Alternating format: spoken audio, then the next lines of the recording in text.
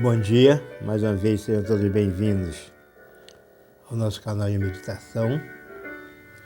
Nosso texto deste sábado, dia 1 de julho, está em Jó 4, de 7 a 9. Lembra-te agora disto: qual o inocente que jamais pereceu? De onde foram os retos destruídos? Conforme tenho visto, os que lavam iniquidade e semeiam o mal, cegam o mesmo. Pelo sopro de Deus perecem, e pela rajada da sua ira são consumidos. Depois de ficar 7 dias sentados, sem nada dizer, Jó então quebra o silêncio e faz o seu primeiro discurso diante dos seus 3 amigos. Quando ele termina, um de seus amigos, chamado Elifaz, ele então começa a fazer o seu discurso. E ele coloca o seu pensamento, que provavelmente era o pensamento da época, e com certeza é o pensamento de muitas pessoas hoje. Se você sofre, é porque você pecou. Se você sofre, é que você não confia em Deus. Se você sofre, é porque você está em falta com Deus. E isto é comum, porque nas páginas do Antigo Testamento nós vamos encontrar essas promessas de que quando se cumpre os mandamentos de Deus, se é abençoado. E quando não se cumpre os mandamentos de Deus, então não é abençoado. Pelo contrário, é amaldiçoado. E essa ideia, ela percorreu os séculos e chega até os nossos dias. Passou pelo Novo Testamento, quando Jesus com seus discípulos caminhavam e viram alguém com defeitos físicos, alguém que era cego de nascença, e os discípulos perguntam a Jesus: quem foi que pecou para que ele nascesse assim? Foi ele e os seus pais.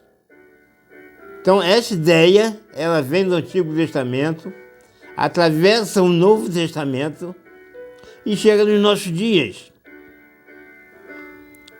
Mas, na verdade, talvez até o próprio Jó pensasse dessa maneira, porque era o pensamento comum. Mas Jó precisou viver a experiência, sofrer na carne, para descobrir que muitas vezes os nossos sofrimentos não são o pagamento dos nossos erros, mas são a consequência da nossa amizade com Deus. E Jesus diz que aquele que quer ter amizade com Deus se torna inimigo do mundo. Então, este pensamento, que é bíblico, mas que não é regra geral, ele, aqui em Jó, ele se torna por terra. Mas ele continua sendo usado nos nossos dias. E quando a gente olha para os apóstolos de Jesus, o que eles fizeram para sofrerem tanto como sofreram? João Batista, que não era apóstolo, mas foi aquele que veio antes de Jesus para preparar o caminho, foi degolado no cárcere por Herodes. Paulo sofreu com a guilhotina. E se a gente for ver todos esses personagens que colocaram o seu nome nas páginas da Bíblia, pela fé, pela confiança, pelo serviço que eles prestaram, nós vamos perceber que o sofrimento, ele não é consequência do pecado, mas o sofrimento, ele é a prova da fé que nós temos em Deus. Porque Paulo declara que Deus é fiel e que não nos deixará tentar acima do que podemos suportar. Se você está sofrendo,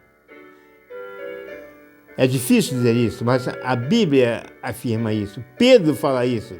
Glorifica a Deus. Mas se você está sofrendo por causa do nome de Jesus. Mas se você está sofrendo por causa dos seus pecados, então você precisa se arrepender para poder gozar da alegria da vida. Por isso, aquele amigo de Jó, chamado Elifaz, ele pensava como a maioria das pessoas pensava. Mas, na verdade, o sofrimento, ele não é simplesmente a consequência do pecado. Se assim fosse, Jesus jamais teria sofrido, porque Jesus nunca pecou. Não aceite que pessoas desinformadas digam que você sofre porque você não confia em Deus. Se você realmente confia em Deus, atravesse o seu sofrimento junto com Ele, porque Ele vai te dar forças para vencer todos eles. Que esse sábado seja abençoado para cada um de nós. Amém.